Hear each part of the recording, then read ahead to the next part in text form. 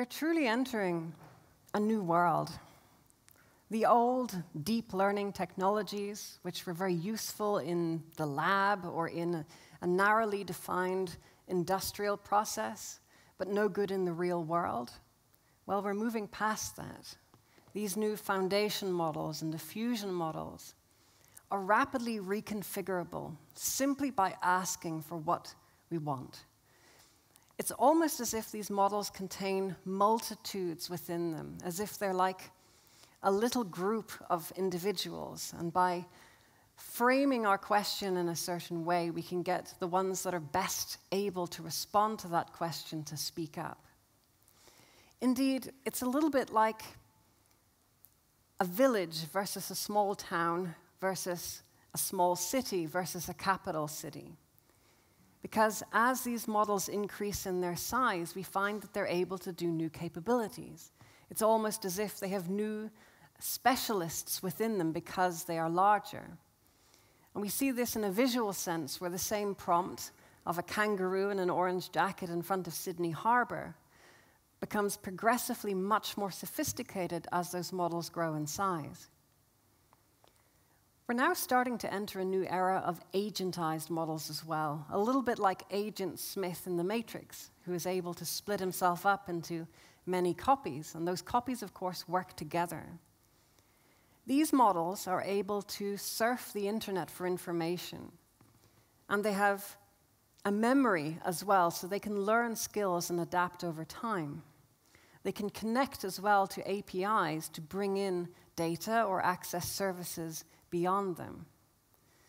But crucially also, they're able to make plans of action. They're able to specify a goal and then work backwards to analyze those steps that will reach that goal. And they're not just doing it themselves, because they're splitting themselves up into multiple copies and delegating tasks to those different selves. These models are very powerful because they're able to act in almost the real world, at least to act within the internet, and beginning to act within the physical world as well. Some of those models, such as Chaos GPT, have been set to cause as much trouble for humanity, and you can watch them figure out how to do this. Mercifully, they're not very intelligent yet, they're not very capable yet, but we can understand how if people are releasing computer viruses into the world, very soon we might see rogue AIs start to be released as well. And if we're not careful, that might lead to something like a cyber 9/11. I talked about how these models can be likened to a village or a town. Indeed, now these agentized models are able to create that kind of town. They're able to live in a virtual landscape. One of them takes the role of the mayor, and another takes the role of a fisherman. And they interact, and they share their opinions and perspectives. And like a town or like a civilization, they create something which is greater than the sum of their parts. Because they're able to analyze difficult problems from many different perspectives at once, these models are able to make sense out of chaotic situations. For example, the fusion tokamak reactors, which are so difficult to keep stable. Machine learning is able to do that for us for the first time. We couldn't write a program to do that, but these models are able to figure it out for us, even if we don't necessarily understand what they figured out. Chaotic, unbounded systems such as the weather are able to be understood for the first time. And we're also able to understand other things going on in our world too, such as pollution. We can track where it's coming from, who it's going to. And that's something so important in our world today, because our civilization has gotten really good at making things, but we're not very good at unmaking them again at the end. And unfortunately, sometimes that leads to chaos in the world for others, right, who have to deal with this kind of trash which is left over from people's enjoyment. Sometimes in the world, this kind of privatized benefit ends up being externalized onto the commons. But now, thanks to machine learning and the Internet of Things, we can begin to put that right again. You're probably used to seeing the Google Street View car come through your neighborhood every 6 months or so. But now they don't just have cameras, they have sensors on them as well, which are able to sniff the air for all kinds of different things in it. And those sensors discovered that one single industry in the US, the fertilizer industry, was producing 3 times more methane than all the other industry in the US combined. And methane is about 80 or so times more impactful than CO2, at least in the shorter term. And we had no idea. But now we do for the first time. We're able to harness satellite imagery, machine learning, and a few generous volunteers to track slaving vessels on the ocean so that people can be rescued from the conditions where they've been forced to labor. Beneath the waves, we find now we're starting to learn how to talk to whales and dolphins, to understand their language. And as we begin to understand it, and the language of bats, possibly someday soon cats and dogs as well, and maybe sheep and pigs, we gain an empathy, right? Because what we once considered to be a dumb animal, perhaps we discover has feelings or intentions or something that we find surprisingly human that we didn't expect to hear. Indeed, machines are helping us to understand the human brain as well. If you close your eyes and picture an apple, it might be red or green, it might be in high definition or very fuzzy, but you can probably picture it in the canvas of your mind. And today, thanks to machine learning, we can begin to read those canvases. We can present somebody with a stimulus and then see that imprint in the canvas of their mind. We can even allow them to watch a video and see the text underneath, which is their subconscious impressions of what they're looking at. They're not even thinking it, but on some level, this is what they're drawing from that stimulus. Now, this is done using fMRI, which is a very expensive and complicated technology. But now we're starting to get systems such as open water, which can use high-frequency LEDs or ultrasound to look into the brain without needing all of this very expensive and complex equipment. A prompt can be more than just words. A prompt can be a gesture. A prompt can be a color. It can be a sensation even. Different ways of interacting with information to get the thing that we want out of it. And we can generate far more than images. We can generate 3D models, which are animated, which have high-definition textures. We can take any actor and in real time understand their skeletal positioning, segment them to remove them from the scene, and indeed replace them with something else. And today, in the world of rendering 3D scenes, we're moving away from actually doing rendering at all. We basically just render a wireframe and then deep fake atop it to make it photorealistic, so that these kinds of graphics are accessible on just about any device you can imagine. And indeed, the conversation that this player is having with this actor is indeed machine-generated on the fly as well. So they can continue having a conversation for hours if they want. There's no end to it. These kinds of virtual experiences offer new ways of learning. Oh my word. We can There have needs some thermal paste in there. a virtual Make experience a purple slushy. in a convenience I know I store am. and learn how to have it right engage with Like this? customers, to that what you learn want? those kinds of No, we need practical to- skills that cannot be go. taught by a manual. Banknotes. And very soon, those kinds of experiences are going to become quite hard to distinguish from reality.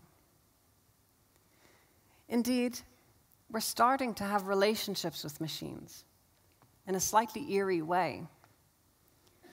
And sometimes there's an update or a change of policy by the company, and suddenly that relationship is not the same anymore. And people can end up genuinely brokenhearted by this being, this intelligence, this agent that they had come to have feelings for, indeed potentially sexual ones, and suddenly that's gone. And some people can find that, have already found that, devastating.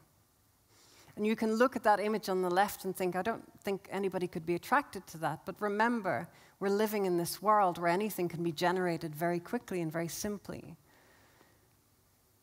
We are going to have relationships with machines. Not necessarily romantic ones, but possibly. But those relationships are going to change us because we become the average of the 6 people we spend the most time with. And so if we engage a lot with machines, we are inexorably going to become a little bit like them. We're going to take on a little bit of their character or their beliefs without even thinking about it. That might be a good thing and it might be not so good, but it's kind of unavoidable. These forms of synthetic data are enabling us to understand the world in new ways, to be able to create virtual conditions which are quite rare, unlikely to happen in real life, but do happen sometimes. And using those, we can understand reality better when strange things do happen. We're seeing the emergence of avatar technologies so that people can do meaningful work in remote places. And that's going to have a very strong effect on the global labor pool and probably effects on migration as well. These kinds of technologies are becoming very capable and surprisingly cheap. Only a $15,000 build cost, and it's all open source, and that's coming down all the time. In 5 or 10 years, you will start to see these remotely piloted avatars doing work, such as stacking a shelf. All of us, in our pockets or our handbags, have very sophisticated 3D sensors on our phones. And those are able to understand geometry around us so that we can scan in our world. And once we've scanned it in, we can, of course, inhabit that space by ourselves or with others. And today we're inhabiting it with machines as well. Here we have an AI in blue and a human in orange. And they're working together in this kind of kindergarten for machines to teach the machine how to do things or how to be gentle with things that are fragile. And once those skills have been mastered in the virtual world, they extend directly into the physical one, so that we have machines that can fold cloth or understand a simple instruction written on a sticky note. We now have machines that can pick up trash or pick up toys in a kid's playroom. The technology is there, but what about the interactions with young children or pets? Those are the sticking points which are going to be difficult to bridge beyond. And we might find it increasingly unsettling to have these kinds of systems in our very intimate places. Because some of these robots, which are cleaning our floors today, are also taking pictures of us on the toilet. And the people that run those systems are taking that information and sharing it with their friends and laughing. And they're not just taking pictures of us in the toilet, they're taking pictures of every single thing in our house to create this kind of 3D video called a NERF. It's called a neural radiance field, where every product in your kitchen, every book in your bookshelf has been mapped to create a profile about you and your household. And yes, even the things that you say to your spouse or your children. All of us are today under the scrutiny of machines. And okay, maybe we keep the machines out of our house, right? That's maybe a good start. But so many things in life are hidden in plain sight. They're there if you know what to look for. We have technologies today that can look at a very simple video of a person, just a 30 frames per second video, and extract every heartbeat through the face of that person by amplifying tiny, tiny movements. We can understand the circulation of blood. We can generate all kinds of health metrics.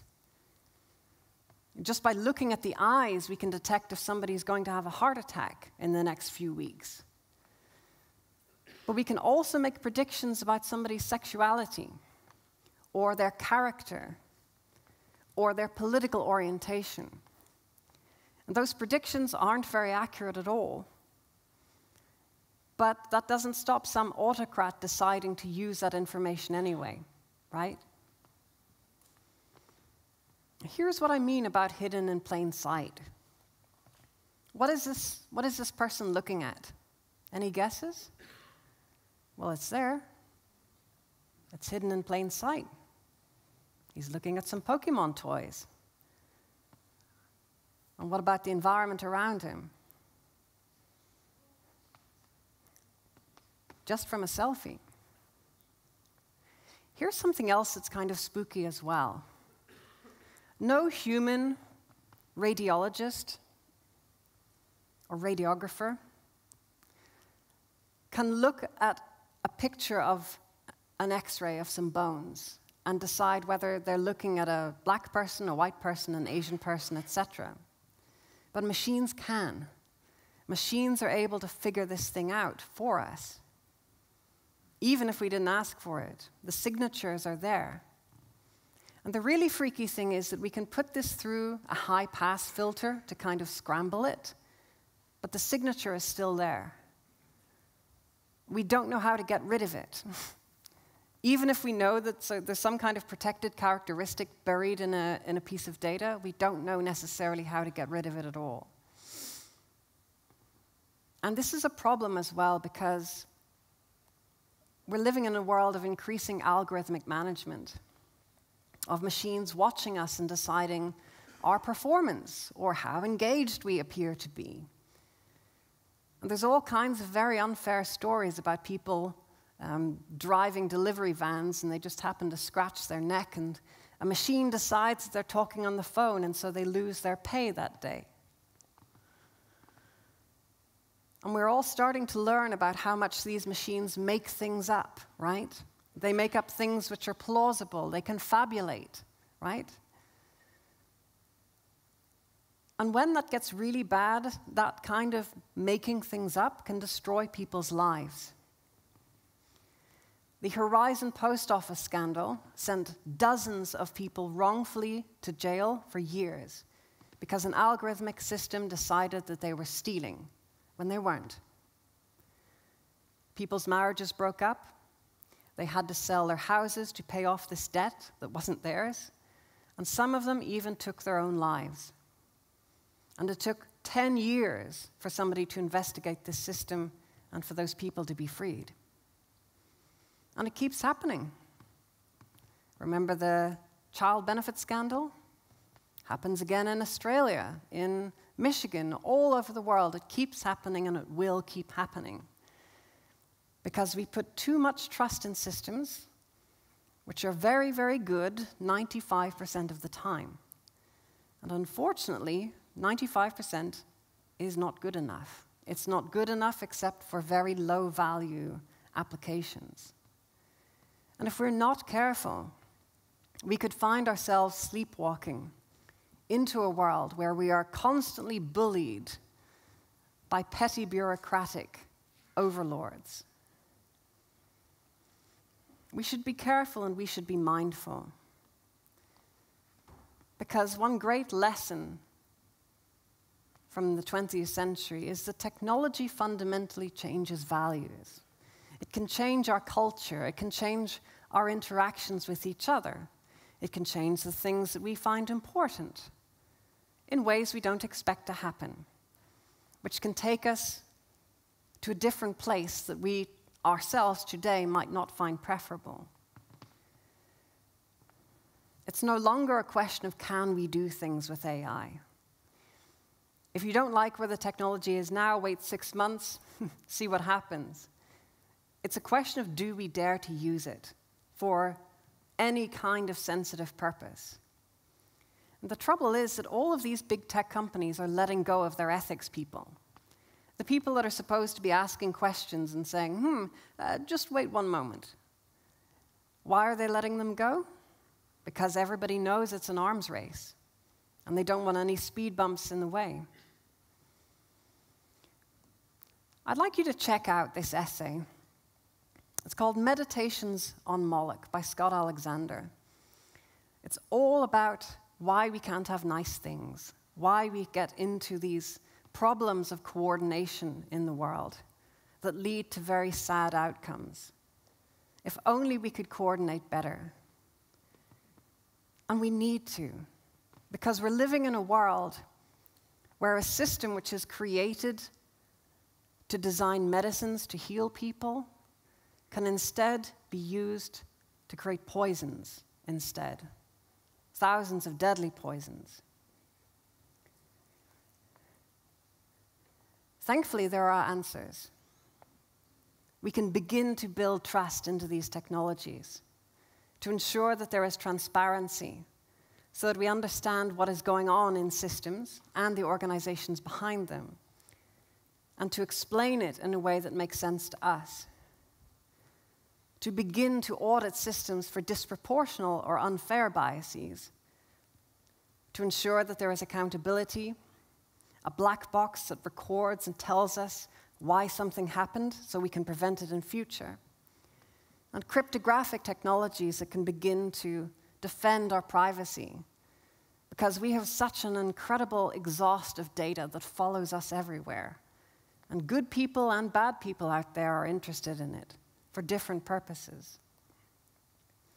I'd like you to check out the AI incident database. It has a whole bunch of examples of AI going wrong. And you should learn about that, to learn about what kinds of risks can appear all of a sudden out of the blue. I'd also really like you to check out IEEE's GET program, because IEEE has a whole bunch of different certifications and standards for AI ethics, and they are gratis. They are completely free, pro bono for everyone, for the good of all humanity. In full disclosure, I've had involvement in the creation of several of those. Please use them. They are there to be used and enjoyed, and for all of us to protect ourselves and to ensure that AI is used for good purposes, because it can be used for good purposes. If we can translate between Italian and Swahili, we can translate between people of different values and cultures so we can understand each other better. Machines can help to create incredible new experiences for us that we couldn't encounter otherwise. Machine learning is helping those who are paralyzed to walk again, and helping the blind to be able to know what is in front of them. Machine learning is the closest thing to magic in our world today. You're a wizard, Harry, or Harriet. So let's make sure we use that magic for good. Thank you so much.